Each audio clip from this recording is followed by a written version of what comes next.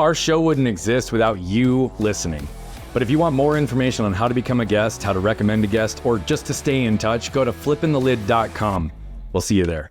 Welcome back, everybody. You know what we do here on Flipping the Lid, and I just get so excited to be able to bring incredible human beings who have done the work, who've looked inside, who've faced trials and tribulations, and sometimes even still do, but who are so willing to just be human and own it and understand that the only way that we can market ourselves and grow ourselves is through the images that we present, the words that we choose, and how do we market and position ourselves to attract the people that we want to have impact on. The individual that I have with us today has reshaped some major brands like Maverick and all of what they do from a truck stop perspective and gas stations and rebranding as a convenience store. This man put them on the map, but his passion for art and his reconnection with his ability to draw has put him onto this incredible path moving forward. And as a speaker, an author, a teacher, an educator, and one of the best marketing minds around, and by the way, a bundle of energy, we're going to really be able to see where he's gone, where he's going, and I promise you that you're going to extract some value. So Ernie, my friend, it is so good to be here with you today. Dude, I am chilling. Seriously, I've got chicken skin with that intro. I am ready to rock. Dude, I love that. I love that. Chicken skin. I've not heard that in a minute. I really appreciate the reference. I'm curious, how did that exact statement come into your world? What was the first time you heard it? What was the relevance? I got to know, bro. I think I was cold. I was cold and wet, shivering, and you get those little pimply things, and then you got your little hair standing on end, probably as a little kid. Someone says, "You got chicken skin." And I'm like, but that's the same sensation you get when you're like stoked on fire and inspired. Like there's that sixth sense when something's stimulated. And as you're talking about that rawness that we're going to explore today, like we haven't talked about any questions, but I'm so excited in anticipation of what we'll discover together that I'm like, dude, I'm full send. Let's do it. Ready. I love it, dude. I love it. And that's, that's honestly why you're here, my friend. I like I said to you right before we started recording, I love you. I appreciate you. And the times that we've gotten to know each other and continue to deepen our relationship, you're one of the real ones. And you show up with heart, you show up with consistency, and you show up with energy. And that's something that I can't say about everybody in my life. Yeah. And I don't say that negatively towards those other people, but I appreciate when that's there. That's how I view you, right? That's a little bit of how I introed you. But Ernie, tell us who you are in your words. I'm a creative hyperactive productivity disorder sufferer. I'm super, super optimistic. I'm super positive, but I have this hyperactive productivity disorder, self-prescribed, that I am so restless in being productive that it must be a disorder, because I don't see very many people like me that want to do stuff. Like just without, I don't want to brag, but I want to share with you some of the things. Okay.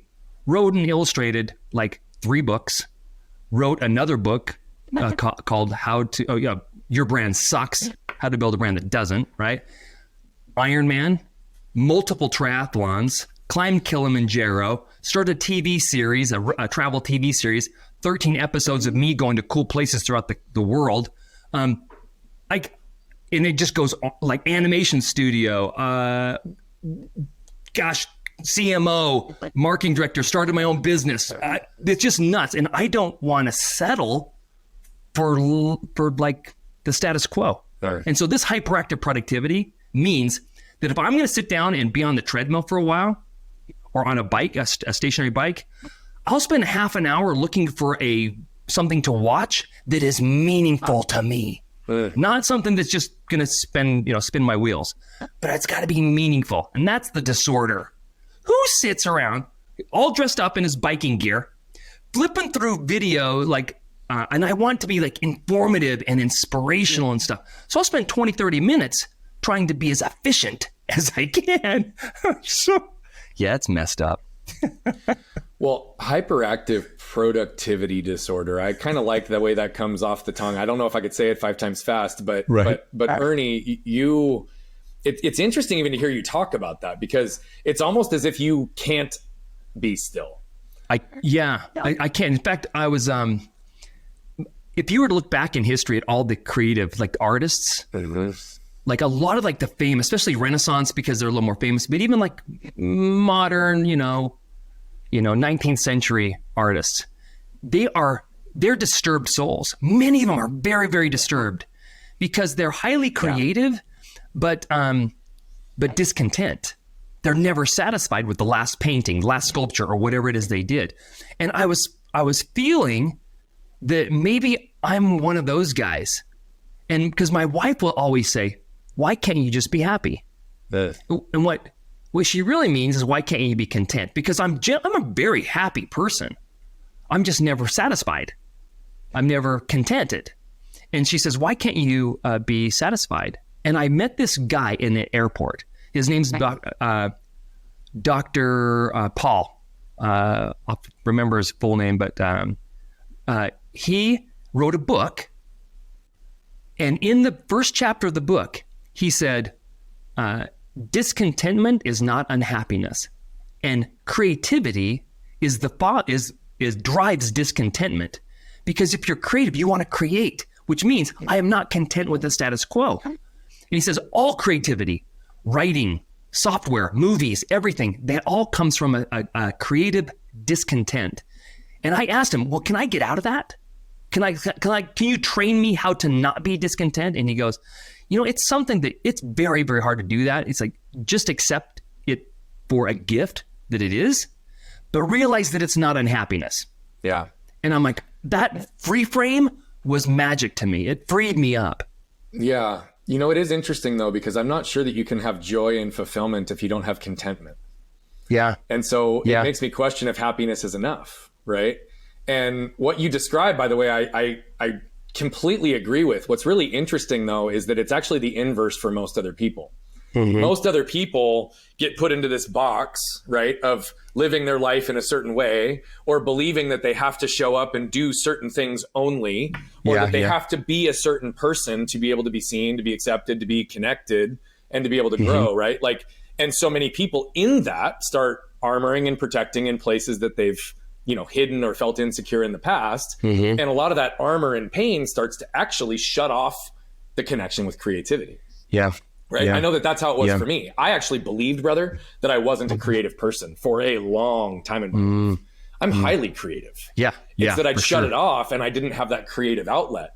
But what's interesting is like creativity and contentment, at least in the way that I've seen it move through the world, are not necessarily mutually exclusive, but they also aren't interdependent on each other. Right. And so it is a driver and an opening for you to have all these creative outlets. But I would still argue that contentment and the ability to be is not necessarily inversely correlated to creativity. Right. I would be curious where you started to unpack and realize that your creativity was also what led to this path, because it seems like in your mind they're connected. Yeah. So I was writing this, like I was writing a book, my Your Brand Sucks book. Yeah, really? And it was one of it, like, the year before, I wanted to do an Ironman. The year before was I want to finish my children's book and a couple other things. But it seemed like every time I finished one of these big goals, it would be, well, what's next? Why couldn't I just be satisfied with that, accomplishing that goal? Why does there need to be another one? And will I always be hungry for the next thing? And so what I started thinking about is like, I'm highly dissatisfied, but one of the things that's kind of interesting is that I discovered that I enjoy being on the journey, and I needed to define at least in my mind, that is contentedness and happiness. That I like training for the Ironman. I like writing the book, or the process is something I enjoy. Yes. It wasn't like I was enduring this atrocious experience so that I could have this elusive, fleeting moment of happiness. It was like, no, chasing it is happiness. Yeah. I'm the dog on the track, happily running after the mechanical bunny, whether I get it or not. When did you make that shift in your mind to be able to recognize contentment in the process? Yeah. Recently. I mean, it was probably last year. It was and I'm 52. So I'm like 51 years old of like this confusion of I'm hyperactively productive. And what what I'm a little bit concerned about, and I haven't unpacked yet, Brian, is that drive fueled by a deficiency, a perceived deficiency in me that says I'm not enough just as I am?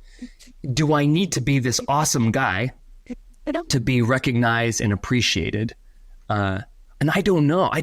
Or is it something I really enjoy? Is it something that I need because I'm screwed up, or is it something I enjoy? The fact that you're asking the question says a whole lot about you. And I would tell you that in the time that I know you, and I won't go too deep on any of this as it relates to what I already know and outside of this conversation, but I think it's actually a little bit of both. Yeah. Right? I do think it's a little bit of both, and I think that that's okay. I think sometimes that we also try to, like, if we go anti-hustle culture and we don't want to do this and everybody's telling us now that we need to be more, right? There are some people that just have a higher energy and a higher output and do more, even in a shorter compressed period of time, right? I'm one of those people. You're one of those people. Yeah. You give me 8 hours, holy shit, get out of my way. Right? I will move mountains in a day because I know how to move my time, my energy, and my space, and I enjoy that. But I also can shut off and not need any of that. But I didn't get there for a long time. What I would tell you, though, is in knowing you and in the little bit of interactions, I do think it's a little bit of both. But let's go through just a little bit further in that conversation, because a year ago, right? You're 52 years old, and at 51, you just realized, like, oh, geez, maybe my contentment's in the process. Right. And you have all this cellular memory, both intellectually and emotionally, about every message that you've ever received in your life. That now all of a sudden you're trying to unwind because you've been chasing the outcome. You've been chasing love, validation, and connection, sometimes through performance. And now all of a sudden you're like, oh, geez, maybe it's not about all that. Maybe it's about right now. So I want you to take us to that moment, because a lot of people, first of all, never get there. And bring us into your internal being when you started to realize that, and how did you unpack and unwind some of those narratives to start leaning into where you are now? Well, I think one of the first things that in the realization was I already knew that I was happy because I'm so optimistic and stuff. And so it didn't make sense to me that I was like, the drive was making me unhappy. I'm like, no, the drive, I'm happy. So that's okay. But it was still confusing because I still kind of associated the drive and the dissatisfaction, because I always thought dissatisfaction was a version of unhappiness. So I was like, what I know and what I'm experiencing, they're not the same thing. But it wasn't until I read that book and I talked to this doctor that I go, that it kind of clicked for me.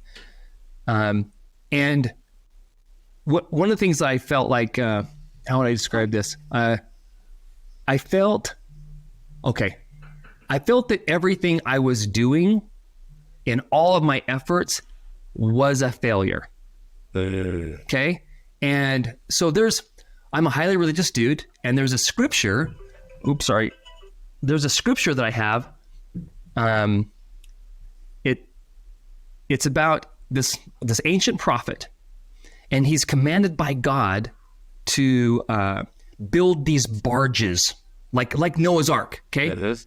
Okay. And God's going to take his people across the ocean to another place. Right. And this prophet says, well, there needs to be light, because they were like make like footballs. All right. And so God says, what would you have me do? And he says, so this prophet goes, okay, I'm going to forge these stones out of glass. This is like 1000 BC or something like that. So he forges these stones out of rock, and they're glass. And he takes them up to a high mountain. He asks God to touch them, to give them light. I felt like I was one of those glass stones begging God to touch me and make my efforts successful. And so, but I would see things like, okay, I'm working my butt off on a project or program, right? A book. Let's just say book, because that's an easy thing to do. I write this book, takes me hundreds and hundreds of hours, literally. And I've got like ADD out the wazoo, so it's like herding 1,000 word cats on paper. So I'm like trying to make this book. In the meantime, I watch the Thigh Master ads, and I watch the Billy Bass singing Fish on the Wall ads. And I go, how is it that they're exceptionally, or the Shake-A-Weight, the shake. And I'm like, okay, how is it that they can sell those things that I can't get my thing? So God touches those guys, bing, bing, bing. And I'm like, why aren't you touching me? And maybe, this is what's sad though, maybe God doesn't want me to be successful.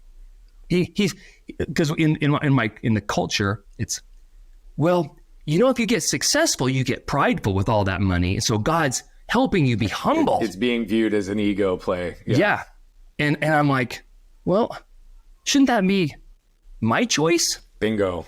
Right? If God gives me wealth or success or whatever it is, can't I prove to myself that I can handle it instead of, oh, God thinks you can't handle it. And I'm like, that goes against my beliefs. That goes completely against my core beliefs. But I started to be convinced that God didn't want me to be successful for a reason I couldn't understand. Yeah. And it was because, and the reason I say unsuccessful was the things that I was doing were not reaching the outcomes that I had dreamed about. Yep. Okay. So even though they were good, they were okay. It's like published book, you sell a few hundred copies. That's pretty good. Did I sell 1 million? No, I must be a failure. Yep. No one likes my book. No one cares. Why am I even doing this? I should just give up entirely. And that's that little dream killer voice in my head. Yeah. Anyway, so that, I don't know if that helps. No, I think it's great. But I mean, really what you just hit on there is whether it's, I in no way discredit the God relationship. I'm highly spiritual, and whether somebody calls it God, Allah, the universe, the source, like I believe in a higher power that connects all of us. I do believe that there's a unity that we all can tap into. I believe there's an abundant higher power that we all can leverage and access in terms of energy. So all of those things. So regardless of the language, right? Even what you just outlined though is whether it's a religious belief, a higher spiritual figure, a parent, or a sibling, or a spouse, like all of those feelings that you just articulated are those elements of the underlying shame and blame that can exist when there's compression in yourself, your belief system, or society telling you, you can't do that. You shouldn't do that. You shouldn't be this. You should be this. All of it shame-based, that's designed to say that whoever you are, whatever you want, isn't good enough. Yeah. And I do know from our historical path, it is interesting, even the way that you outlined it. Because if I remember correctly, you had a very early interest and connection to art. You had a very early interest and desire to become an illustrator, but that's not the path that you followed. And you didn't follow that path for a whole variety of reasons, of which weren't in alignment with really who you were, but what you believed you needed to do. And so take us there, because I do think that there's a lot even connected to what you said. When you aren't actually living and fulfilling your purpose, your desires, your dreams, right? You can still have success. Yeah. But it may not be to the level that you really desire, because it may not be as aligned and congruent as something else. Okay. You've got a phenomenal path, and I really want to unpack that, because I want people to hear at 52 years old, the realizations you're having about what the last 30 years could have looked like. And that's not to say that they've been bad. They've been great. Right. They've been different. Like, so I loved illustration. Like you said, Brian, I love to draw. I wanted to be a professional illustrator, or maybe even a professional animator, work for Disney or something like that. And I was going to school locally. I live in Utah. So I was going to the University of Utah, studied their foundational program, art program. And I was pretty good. In high school, I was one of the best. But you go to college and you're like, okay, now these other people are pretty good too. Diluted a little bit. Yeah. Totally. It's the best from every small town. Totally. So, but I poured my heart and soul into it. I loved the world of illustration. And so I would spend my free time in the library looking at other illustrators and just seeing how they did that, how they worked. And I would draw all the time. The hardest things that I could draw, I wanted to draw those things. I would lean into that discomfort, and I could see the progress going.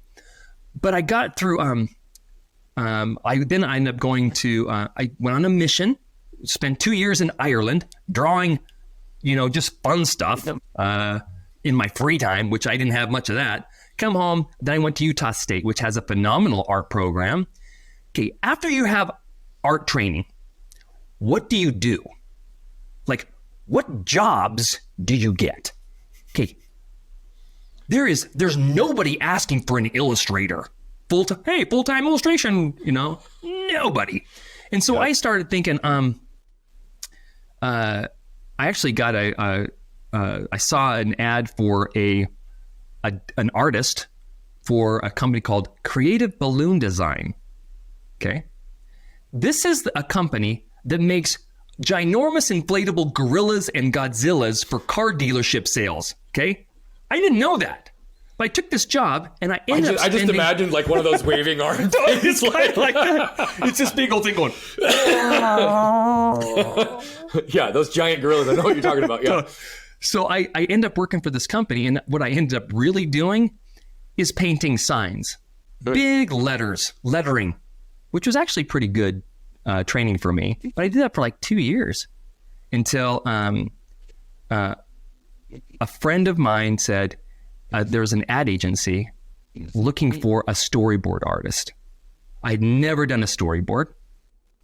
In fact, right before that, I thought, I'm going to go to LA and I'm going to see if there's a job available. I took my portfolio in Los Angeles, like ad agency, or New York, one of those two places. But I'm Utah. I go to LA. And it is so hard for me to get an interview and show my portfolio. People just don't have the time. And I'm a beginner. I've got this college stuff that nobody wants to hire me. And so I'm thinking maybe I don't have what it takes. And I get back to Utah. I was going to spend like 3 months there, but I fell in love with this girl. I ended up getting married about a year later, but I couldn't stand being away from her. So I came back, and then I got this job as a storyboard artist, and they fell in love with me. And I appreciate it. I wanted to please them. Oh, I was like a Pavlov's dog. Yeah. I'd ring the bell and I would perform. Oh, I'm going to give it everything I got. I would do anything you were finally to get people to say validation for what you loved, man. Yep. And I did that. I moved into more illustration, like finished illustration, digital design, interactive design. And then I left because I knew there was money there. It wasn't the path I thought I was going to be on. This was that big diverting. The first thing was like, it's relative. It's related to what I was going to do, but there is a path kind of opened up for me that was lucrative. And I jumped on that path that led me down a path of brand development. And I enjoy brand development, but my secret passion, honestly, always has been and always will be, I love to draw. Because I can put on some music. When you're doing branding, it is very, for me, it's very cerebral. I need to be very intentional and focused. When I'm drawing, dude, I'm flowing. It's like surfing. Yeah. I turn on the music and I'm drawing and it is just flowing. Now, sometimes you get a bad wave and there's a bad day and it sucks. But if you push through it, man, you're just better the next time.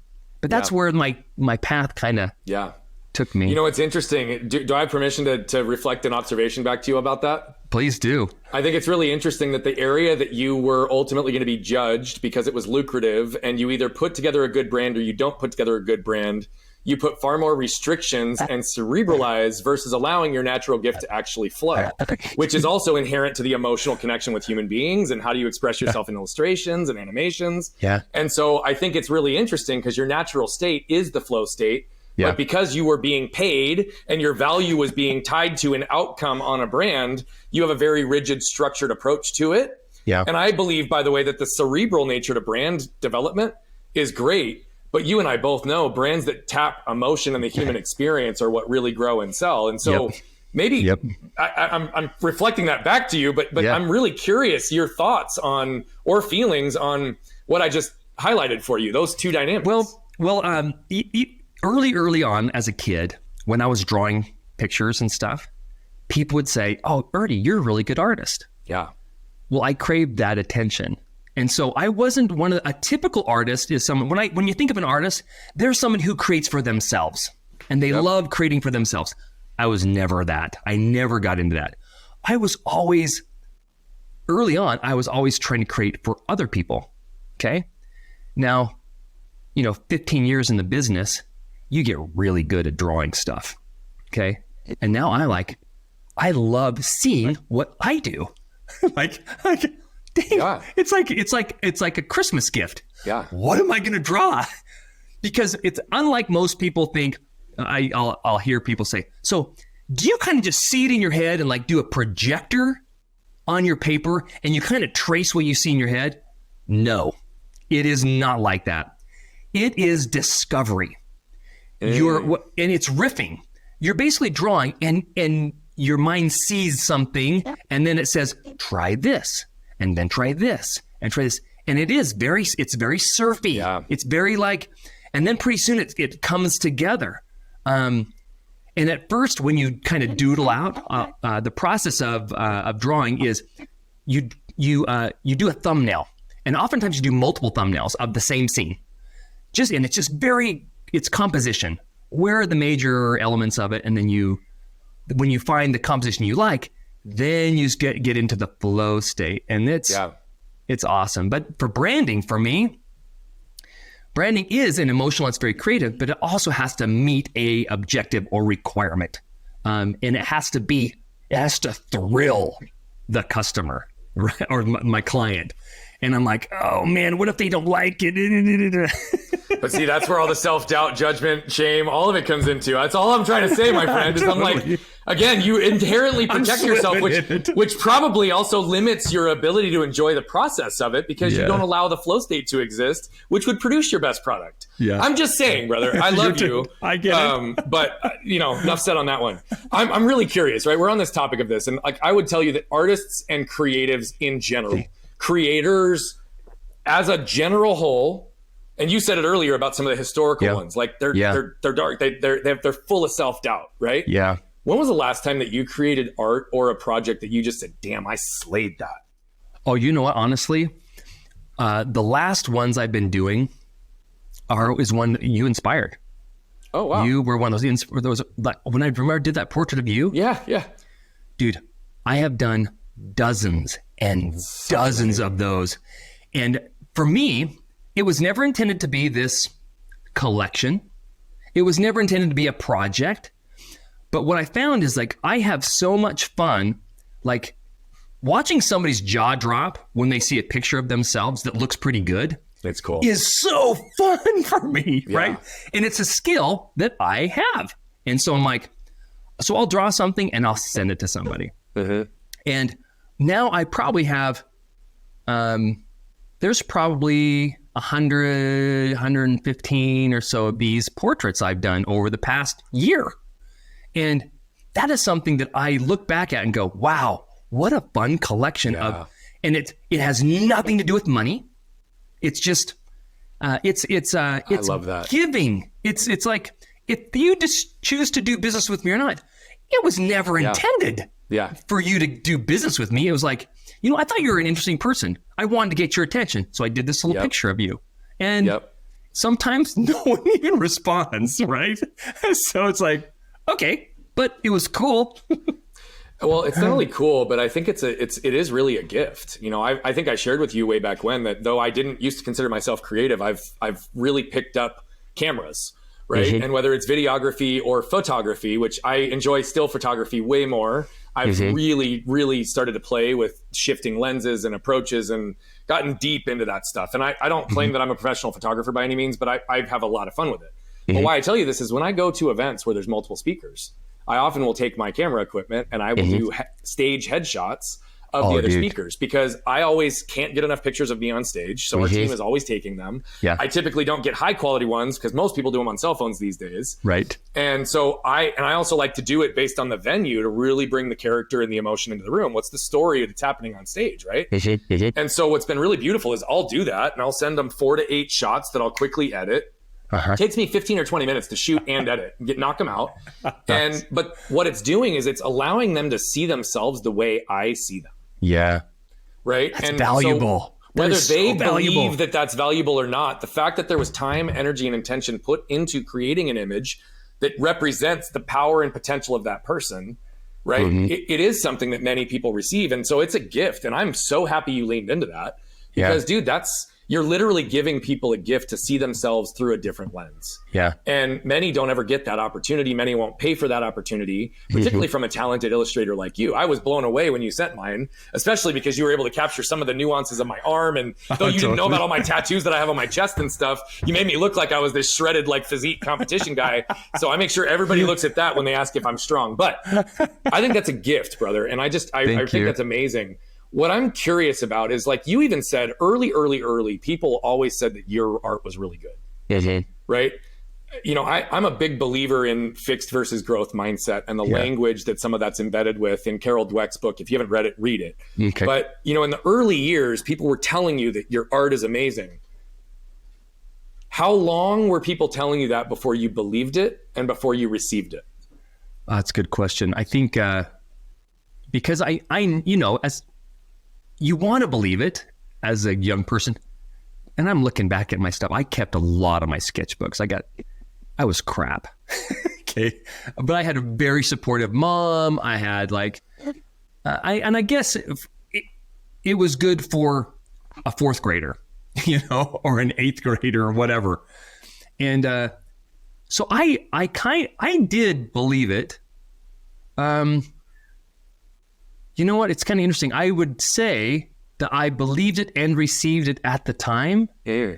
I did. And I think that was the fuel that kept me going so strong. Give you a quick little story to kind of frame that. So you ever play the Newlywed Game? Yeah, we've. Okay. So my wife and I were playing the Newlywed Game with a bunch of other friends. Okay. We were not the hosts or whatever, but you know, in the Newlywed Game, your wife is asked a series of questions about what the spouse would say if they were present. Well, one of the questions that was asked everybody was, what does your husband have too much of? Yeah. What does your husband? And so I'm listening to the other men's responses and I'm thinking, what would my wife say I have too much of, right? Shoes. Someone said shoes. Someone said CDs. This was a little while ago, back when CDs were a thing. Trust and me, when it came to me, that have no purpose anymore other than flying discs. Yeah. So when it came to me, I was thinking, do you think I have too much shoes? Too many shoes? And she flips her page over, and it says confidence. All right. I'm like. Okay, now I don't have too much. You're like, I don't know if I like this. But what's interesting, and afterwards she said, no, you never doubt yourself. And even in failure, I never doubted that I achieved it, that I did what I wanted to do, but the results that were out of my control. Like, for example, I can write a book 100%. I have no control or very little control over whether or not it sells 1 million copies. Right. I can do a YouTube channel and do phenomenal work, but I have very little control of whether or not it gets 1 million subscribers. Right? Mm-hmm. It's that I was going, that's my failure part, but I've never doubted my ability to do something. Right. I've been very disappointed in the outcomes that I expected. Like, I told you about my sketchy YouTube channel, teaching kids how to draw. The first thing I did was I bought 1,000 sketchbooks, 10,000 pencils, a bunch of hats, and a bunch of t-shirts because I knew that I would have a huge audience and I would need product to sell to my audience. Okay, that's too much confidence. Okay, that is not a lack of self-belief. I'm telling you right now, nobody does that. But I didn't. I still have sketchbooks and hats, and I got so much stuff that I didn't sell because my audience didn't grow the way I had hoped it would. Right. Yeah, and that is interesting because I do think that sometimes it's always about timing and risk tolerance, and it's really about understanding like when and where. And by the way, just to let you know, I have done that more times than I can count, where I have a new concept, a new idea, a new product that we're going to push, and I'll go drop like a few grand on swag that I'm going to sell to who? To who? I haven't even started marketing it yet. Like nobody, like I just bought it. I'm really excited though, right? Like I think full send, man. Full send. But that's no one that's can been me with follow every for that. hobby too. I'm the guy that like I get into cameras and I buy 80 freaking lenses and every single thing I need. And right, I buy bikes and I have to have every accessory. Like it doesn't matter what it is. I always have had to have all the stuff. Yeah. I think that, you know, that you're right. In some ways that might be too much confidence, but it's also lessons that you've learned along the way. And, you know, what I really appreciate around just even the specificity of what you do, right? There's line weight, there's, you know, contrast, there's like depth, there's depth of field, there's understanding, there's perspective, there's all these little embedded lessons built into art, right? And imagery that are applicable to life. And I'm a big believer that the contrast in life is necessary, right? We cannot exist and enjoy the light if we don't understand the darkness. Absolutely. If we've not put in the time, right, in that dark place to actually see ourselves clearly, then we're going to be projecting a light, but it's always going to be done through a filter because it won't ever be its full potential. Yeah. And so I'm really curious, you know, you've talked about your ability to be happy always. Yeah. But that doesn't mean that everything wasn't always dark. Right. Could you take us to some of the more dark periods in your life where maybe you didn't have as much confidence and that doubt or that, oh my gosh, how am I going to feed my family or go to the next step or what's my business going to look like? We all have those moments, right? Give me a couple of yours and let's talk about how you worked through them. Yeah. In 2000, let's see, it's probably like 2005, 2006. Okay. I'd had my company for, I started in 1995 and there was a big boom in, I probably get the year wrong, but there was a huge boom in like the dot bubble. Remember there was like a tech was really, really big. And I had 16 employees at the time. That's the biggest I ever got. And business was really good for a while. Then we landed a contract with a large organization that needed to have a writer on staff, director on staff, and then a few other positions on staff. And we were waiting to sign the contract. And in the meantime, we had probably 3 or 4 different clients that we had spent a ton of time on. There was a tech company that had not been paying us. And so we're like, oh, crap. So we borrowed money to make payroll. And then we borrowed money again to make payroll. And then I'm starting to freak out because I'm like, business is drying up. The tech companies that we've been doing business with are not hiring us. We are owed like, I think at the time it was like 80 grand that I'm like, as soon as we get the money, we can pay everybody. But I can't and I can't let go of people because of this big contract that I need to get.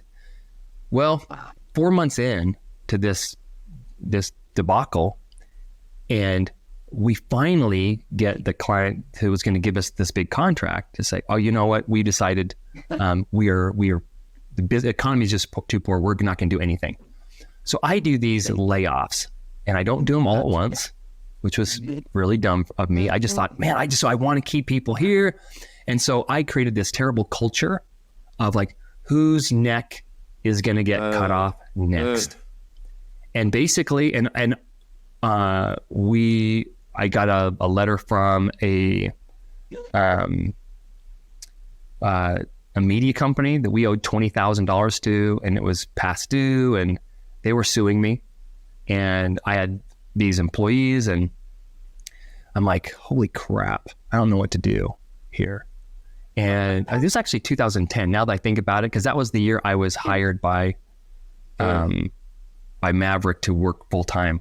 But so I remember sitting, we had planned a Disney vacation. Okay. It's summertime.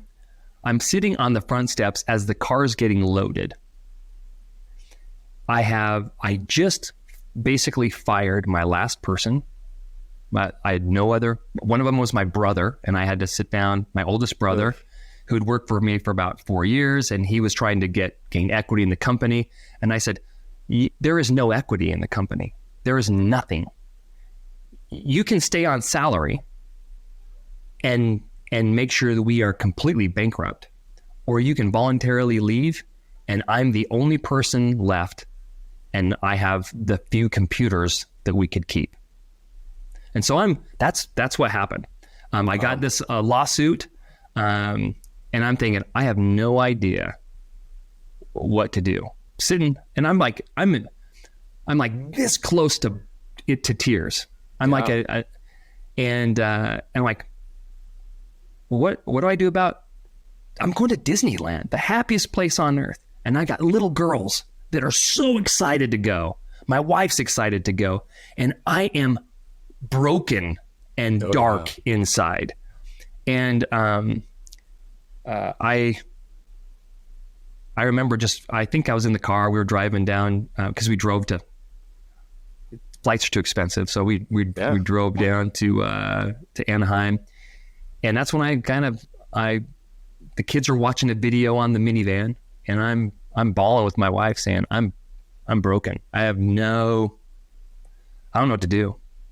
And you know what? My wife is amazing. She said, Ernie, you're going to get through this. This is going to be okay. This is going to be okay. And so we talked all the way down to Anaheim about what my plan was going to be. And so we came up with, like, I had credit card debt, American Express card. I had so much. I had this lawsuit. And so I talked to an attorney about bankruptcy. And he said, you can, but that's a hard struggle to get back. And so he gave me some advice. I paid like $400 for this hour that I didn't realize I was paying $400 for. He sent me the bill. But I called every credit card company I had. And I said, I am going to go bankrupt if I can't get a settlement with you. And so most of the credit card companies said, if you pay us 50% and don't charge anything more, and you make these payments, we will stop interest and let you pay it off. I go, done. Let's do that. And then, so you can negotiate. I didn't know that you could do that. Yeah. And so, and they don't want people to default on their loans. Right. The lawsuit, I called them up and I said, look, here's my situation. I can go bankrupt, or you can let me work this off. Okay. Can we settle on a certain amount of money in a certain amount of time? Because it's going to take me forever all by myself. With 16 people making money like normal, 20 grand is not a big deal. Yeah. But 20 grand making nothing. It's a lot of money. It's a lot of money. Yeah. And so they said, hey, we'll give you a certain rate. And then what I did is I had enough business for me, one person to do. And I worked like a slave for like all day long, every day, and like all night, whatever I could do. And I did it for months and paid off a credit card. The highest interest credit card first, done. Next one, done. Next one, done. And I could see the light at the end of the tunnel. And I'm like, okay. And then the creditors were going, you are on target. Nobody does this. And I'm like, I will get through this. I'll pay this off. And then business started getting a little better. And I hired somebody to come back and start helping me. And we got back on our feet again. But that dark place was like, I was going to do whatever it took to work my way out of. I was not going to give up. Yeah. Well, and that's certainly something that most successful people can identify with. And I say success not just from a financial perspective, but those that actually move in life. I have a deep level of respect for that. My wife and I have talked openly many, many times about those similar things. I mean, dude, in these last few months, right? Like we got hit. I told you some elements of it before the show. I've talked about it on this show. Like there's nothing for me to hide behind because of where we're at. But it's also one of those things where it's like, you still have to have those conversations. It's like, what are we willing to do if we really get there? Yeah. Now, you got there. And by the way, you gave me some chicken skin when you were telling me about where you were and your wife, right? And her ability to see you. Talk to me a little bit about your wife and what that relationship she's a rock star. She's a rock star. We married really young. She was 18. She was 18 years old and I was 22. We're 4 years apart. Her birthday's in August. My birthday's in August. We're basically 4 years apart. We met at a cheerleading camp. I was a cheerleading instructor. And for the third year, I know this is not going to This is surprise not you. an interesting fact that I knew about. Okay, we're going to sidebar here in a minute. Keep going. I love that. Keep going. So I was a cheerleading instructor. She became a cheerleading instructor, and I was assigned to be her kind of mentor. Yeah. And I fell in love with her hard. And it was game over. I had dated a lot, but put a fork in me, I was done. And she was very insecure, very quiet. And I'd tell her all the time, you need to be more assertive. Because we had these, we had 3 high schools, these 3 giant high school cheer squads, and they could never hear her. I'm like, you got to project. You got to be like, and I'm like, man, this girl has no confidence. Today, she is so confident. She is like, she takes control. That's awesome. And so we've had these, as an entrepreneur, you go through ups and downs all the time. Yeah. And I think we've had enough ups and downs that my wife has, she basically says, Ernie, I trust you completely. We will never go wrong with you. We'll never go wrong with you. So I'm okay. If we have to like sell the house and go, no problem. I'm 100% by you. And dude, who has that? Isn't that the best? I do. I do. I've told you. The only reason I left our other business was because my wife told me that I was dying a little bit inside, and she saw fear and doubt enter into my world in a way she'd never seen me operate, that I wasn't having the impact or coming anywhere near the potential that she saw in me. Aren't we lucky? And I'm so lucky. It's not lost on me, because what my wife did in that moment was allow me to see myself the way she saw me. Yeah. Right. Yeah. And that was something I needed in that time. Yeah. So powerful. I have to ask a quick question about cheerleading, because I love it. Okay. What I'm curious about is, how long were you in cheer? Okay. And by the way, I can totally see you as a cheerleader. I would imagine you did like cool stunts and stuff too. So, I did. Like give us a compressed version of your cheer career. Awesome. So I wanted to be an athlete as a kid, like in high school and stuff, but I was super scrawny. I was like 72 pounds in 7th grade, 84 pounds in 8th grade. I was 92 pounds in my sophomore year. I'm like, I graduated at 135, the biggest I was in high school, 135 pounds, because I was a wrestler. I mean, I was a wrestler. That was the only thing I can compete in. I wanted to play football. I wanted to be a jock like the other guys. But after my first year in high school, that summer, I had a friend of mine, and my twin brother said, hey, let's try out for the cheer squad, because we love doing like gymnastics and things like that. So we tried out, we made it, and it was a blast. Jocks don't like cheerleaders though. Guy cheerleaders, by the way. I didn't know that. And we got hazed and ridiculed like crazy.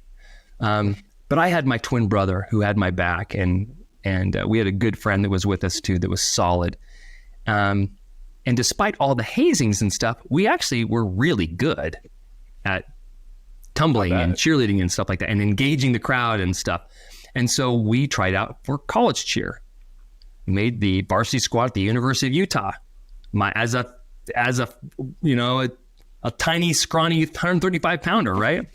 But that level of skill made it easy for me to be hired by a cheerleading company that went around. Basically, there's like 120 people on staff, and colleges all over the country put on cheer camps, and we would go and facilitate those cheer camps. That's awesome. And I got to hang out with Rams cheerleaders, other college cheerleaders and stuff. The cream of the crop, not the beady kind, not the ones with attitude, but like the sweethearts that were fun and cool and beautiful. And I'm like, this is way better than football camp. Yeah. Well, I mean, here's the reality. Like, when you've got a cheerleader and a jock, right? You have one who's cheering and one who's playing and celebrating. In your case, you're both cheering, you're both preparing, you're both doing it together, and you've been able to cheer each other along this whole time. I love that. Yeah, it was fun. So fun. Dude, you really are a branding expert, and we aren't going to get deep on the Maverick story today, because I know that's everywhere else. And you've done so much phenomenal work there. But, your book, Your Brand Sucks, can help folks through that, right? We know that brand is everything. And brand is typically what's said about you when you're not around, when you're not in the room, what the real reputation is.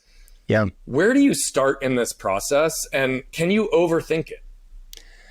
What's interesting, I'm going to kind kind of direct this in a way I've never directed before in this kind of an interview.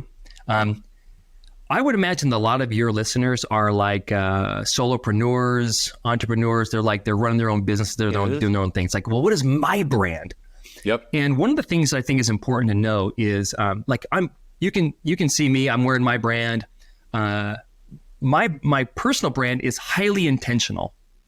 It is thought about. Like, I'm 52 years old. I don't want people to think that I'm older. I want people to think that I'm like 40. So I maintain a high level of energy. That's very choiceful. I shave so that you can't see my gray in my beard. Same thing with instead receding hairline, I just shave that off so no one knows how old I am, right? So this energy is an important part of my brand, this youthful energy. So I bring that. Now, I could have a crappy day. Does that mean I bring my authentic self to my brand? I let my whiskers grow out and do, it's like I'm being authentic to who I am.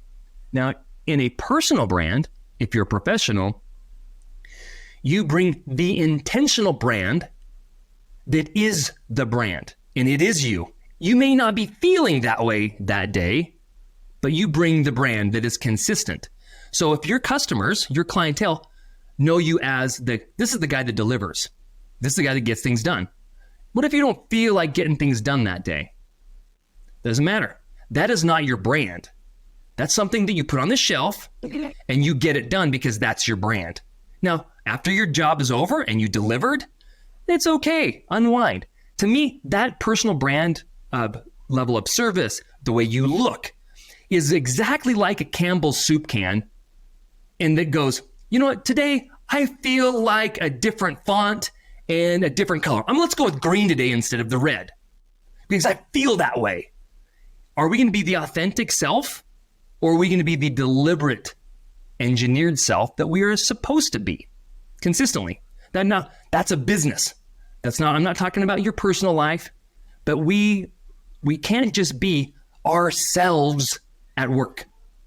We be our best selves at work, not in the moment, because otherwise you're inconsistent. Yeah. And brands need to be consistent because that consistency builds trust. It builds expectation. It builds reputation. Yeah. And but the first part of the brand development is like, what is it that makes you truly unique? That is, or your company or whatever. And if you can't identify something that, naturally occurs, then create something. Create something that is unique. So that's the first step. I'm really curious, and I want to pick on your description of a personal brand for just a second. Okay. And I'm sure you can probably anticipate where I'm going to, just given who I am. But what I'm really most curious about is, where does vulnerability and humanity come into representing a brand if we can't be our authentic self when human things happen? Yeah. Right. I know that this is something that a lot of people struggle with. And this is also the shame and blame game, which is I have to show up this certain way or I'm not going to be received correctly. Yeah. Now, for me, I'll give some contrast as to why I say that. Right. Obviously, we're in the path that we want people to actually own who they are, what's going on, and have some element of it. But that does not give people an excuse to come just be a bleeding heart and dump their trash all over everybody in the room. Right. Yep. I could have group coaching sessions, and guess what? They're expecting me to show up and they're going to get a lesson and some hot seat coaching. Yep. Now, the reality of it is, there are some days that I bring the fire because I'm in flow and I'm on it. And there's other days that I've been hit and it's more of a slow paced lesson. Both can become true for me, but they might not represent the do description that maybe others associate with me. So I'm really curious, how do you advise people to integrate that? And how do they determine where that line is, where vulnerability and humanity meet the brand? That's a good question. I'm just thinking about, like, if you were paid $10,000 to get up on stage and deliver a keynote, but you had a really bad day, your dog died, or someone got in an accident.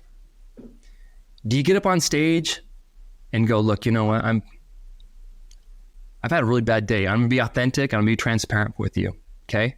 You were hoping that all your salespeople would get motivated and excited today. Well, that's not going to happen, because today, this is my true me.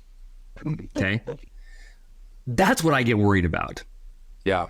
And that's because That because there's an excuse to lower the standard as a result of feelings. Right. And I think we're saying the same thing, Ernie. Yeah. The person, I think what you do is you go, let's say in your brand strategy, you have a brand strategy, you come up with a brand promise. Okay. That brand promise is who you are. Yeah. That is authentic to who you are. Yeah. But you develop the consistency. The question you ask is like, okay, let's say that's been established. How do you bring the humanity into that? My hope is your brand strategy already includes it. So, for example, my positivity and optimism. Now, I have my side job is I oversee a congregation in my faith, and so part of that responsibility is that people come to me and they tell me, they confess to pretty big things, right? Yeah. Or they have financial problems, and I have some responsibility to help care for their financial challenges. Those are serious, and they're heavy. Okay, sometimes it's really heavy. Now, do I let that bleed into my business brand? Like, nope, because I know what that is. And there's a responsibility for that. And it is serious. But I can choose to be optimistic. I can choose to be, because I am responsible. Yeah. I'm responsible. If I can respond, if I'm able to respond, then I am responsible. So I will respond in the appropriate way and use the right tools that God's given me to bear on whatever it is that issue is. If it's professional speaking, I'll bring it. Now, if after my presentation, someone comes up to me afterwards and says, "Hey man, dude, I appreciate what you said, but I just went through a really hard time and here's my dog just died." That's when you go, okay, my responsibility to be on stage, that responsibility is over. Now my responsibility is to connect. Yep. I get that might be a way to answer that question. No, I think it's a great way to answer it, because I do think we're saying the same thing, just in a slightly different way. You know, fortunately, a lot of my brand is connected to vulnerability and authenticity in general. So people kind of expect me to own my stuff real time. Yeah. And, you know, in the case of like, I'm getting paid 10 grand to speak and I have something bad that happens that day, I start every single talk I have with 60 seconds of truth. Yeah. But I keep whatever I need in that 60 seconds and I deliver for the remaining hour. Right. And that is your brand. It may be something where I just start and say, look, like, hey, here's my 60 seconds of truth. Today was a difficult day. We did get some financial hits and our dog passed away last night. And so I have that. But because I'm here and I have intellect and I have emotion, I also understand where both sit. Yeah. And my job to be here right now is to be in this role to deliver for you. Yeah. So I promise you I'm going to bring that. But if you pick up on any other energy, just know I'm human. And anything I'm teaching you is coming from the fact that I live this way every single day. See, that is so on brand, though. That is like, if you didn't do that, you would be against your brand. I would agree. And I'm trying to promote that even more and more people integrate vulnerability and authenticity into their brand so that it can be consistent with their brand versus having to shut stuff down when it's not. Because at the end of the day, the world's starving for authenticity. They're starving for authenticity. They're starving for vulnerable models. And a lot of them don't exist. And so I was just trying to play a little bit to make sure that people are hearing the words, because if we can be intentional in the brand strategy, is what you said, to build vulnerability and authenticity and the human side of who you are into your personal brand, I can promise you it will connect and convert higher than if it's just on a brand that delivers. Yeah. And I'm gonna try to incorporate that a little bit more into because part of my brand is to be enthusiastic and excited and stuff like that. I want to try to be even a little more authentic in that instead of it just being a performance. Yeah. Right? Because really, that's the thing. When it becomes a performance, it's not real, bro. Yeah. Yep. I love it. I love what you're saying, man. I'm drinking your Kool-Aid. And that's what I love about you is I always believe that you're real. I believe that you're authentic. I feel your heart. I feel the authenticity from you. But even that level of additional intentionality to try to normalize yourself, to humanize yourself, to, you know, maybe one time when you're doing a YouTube video for kids, it's like, hey guys, life happens. And I'm always the exciting character that brings all this energy. Today, we're going to draw something a little bit different. We're going to focus on contrast, because what I've learned in life is that sometimes the darker times actually give us the greatest light to have our creativity flow. Yes. And then you just talk about the lesson that's built into the exact thing that you're doing. That's you, bro. Yeah. I love it. Love it. So that's why I love these conversations. Because I learn something, I discover something each time that's deep. That's not talking about sports. Well, it's these conversations that I'm trying to normalize in the world, because it's these conversations that create the most transference and transformation for anyone. Yeah. And that's why it's important for us to get into the real stories, to actually challenge even the answers and how we're hearing them and understanding them, because that's what makes it accessible to the masses. Yeah. Right. Otherwise, we're stages on the stages. Everybody we bring in is like, oh, another rich, successful guy or gal who's crushed it, who's done great in life. No, like we all have it. And so, Ernie, I'm so grateful for how you showed up today. I'm really curious. Mm-hmm. What inspires you most right now? What's lighting you up most right now? Oh, man. Well, there's two things that have my attention. My grandson was with me this whole past week, dude. Yes. You just aged yourself, by the way. You are a grandpa now. I'm a grandpa. I can't believe how much I love this kid. I cannot believe, and I just want to look at him. I just watch him like a fire. When you watch a fire, you just kind of stare into the fire. Lose myself in the embers. Oh yeah. I'm that way with this boy, right? And the other thing that's got me just captivated, my imagination going and stuff, is AI marketing tools, creative tools like Midjourney and ChatGPT and stuff that they're going to change the world, change the way we market. Yeah, they already are. And so I just want to be on the forefront of that. And there's a deluge of information and content, and it's exciting me. It doesn't scare me. Now, the one that manages securities and stuff, that AI scares me. But the one that makes cool pictures and stuff, that doesn't scare me as much. I'm buddies with one of the foreknown AI experts in the world. He's done consulting even with the U.S. Department of Defense and a variety of different things around it. And it's really fascinating because he said it almost best. I've talked about AI as being the most important investment, but when I talk about AI, it's awareness and intentionality, not artificial intelligence. Okay. But when he talks about AI, it's in the same respect as you. And what he talked about is it's all these threats that are existing in the world that people are perceiving, that job replacement, right? Job loss as a result of AI. What's it going to do to the creatives? What does it do to, commissioned work for painters and artists and other things that we can just print it online? And it's interesting because this is the first time in human history that we've designed a machine to make up for our intellectual capacity being reached. We've been doing it with physical machines for decades, for generations, right? Our physical body exceeded our ability to have capacity, and we created machines to lift heavier things, do more and more. Technology now in the AI is doing the same thing, but here's what it lacks. It lacks emotion. Yeah. Yep. Right? And so much of what we even just talked about is how are we infusing the human component in it? And what's fascinating is you can tell marketing that's written by ChatGPT. Yeah. If you read, all of a sudden there's all these people who couldn't ever write for shit in their lives. Now all of a sudden they're writing, but it still doesn't sound human, or to them it's it just sounds really polished. It's exposing a lot too right now, which I find really fascinating. And so I'm curious, particularly given what you do, how you integrate stories, the way you're helping kids on YouTube illustrate, grow, and learn. Where does the human component blend with AI for you as it relates to marketing? Yeah. AI for me helps me. It gives me clay to sculpt. Bingo. It is so good at making clay. And I'm like, this is a great start. This just saved me an hour, saved me 2 hours. Now I can finish it. Or it can inspire me. A Midjourney is a great image prompt. You type in whatever you want to describe as for an image, and it comes back with, and you can get pretty good at giving it prompts, but it'll come back and I'm like, oh, that's a good one. Now I know what to do. I can Photoshop that or add a few elements. In fact, one of the things I love doing is if I can't get what I want in Midjourney, if there's something missing, I just had this girl eat a chicken sandwich, but what she was eating was a drumstick, but I love that picture. I'm like, oh, that's perfect.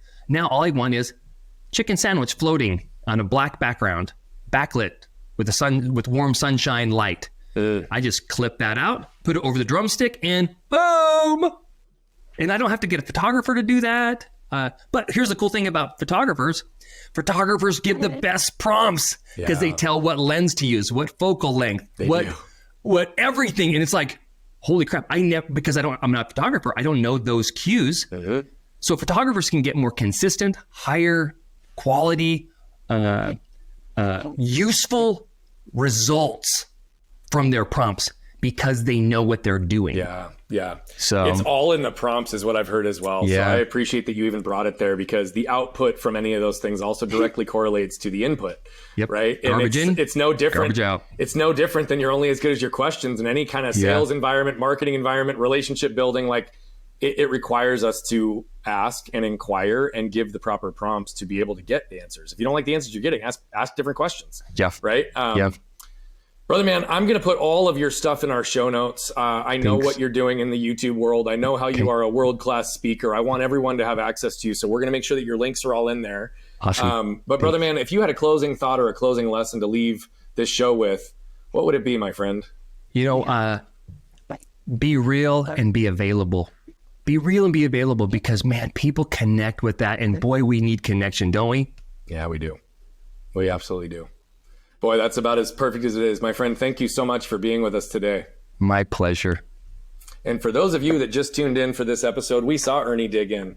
He showed us some of the dark moments that drove him to light. He talked about the creativity and the process of continually looking for validation and connection through performance, yet still realizing that his worth and his value was not tied to it. And his successful but unsuccessful results caused him to really change the focus on what he's valuing. Here's the real. Be real, be accessible, be you. And when you're building a personal brand, be intentional to pay attention to the contrast, the line weight, and the composition of everything you put together. If you want to learn more, go check out Ernie. But for you to move in your world, it's time for you to flip open your lid and scan your can. What you can probably tell by now is that I love telling these stories, but what I love even more is the impact that's coming from them. You see, we're on a mission to impact over 1 billion lives as quickly as possible. But to do that, we need you. See, we believe that moved people move people. And so all I'm asking is, if you've resonated, connected with any of the messaging, please consider commenting, sharing, leave a rating and review. Thank you so much for tuning into Flipping the Lid. And if you want more information on the show, how to become a guest, how to recommend a guest, or any of the other details, head over to flippingthelid.com. We'll see you there.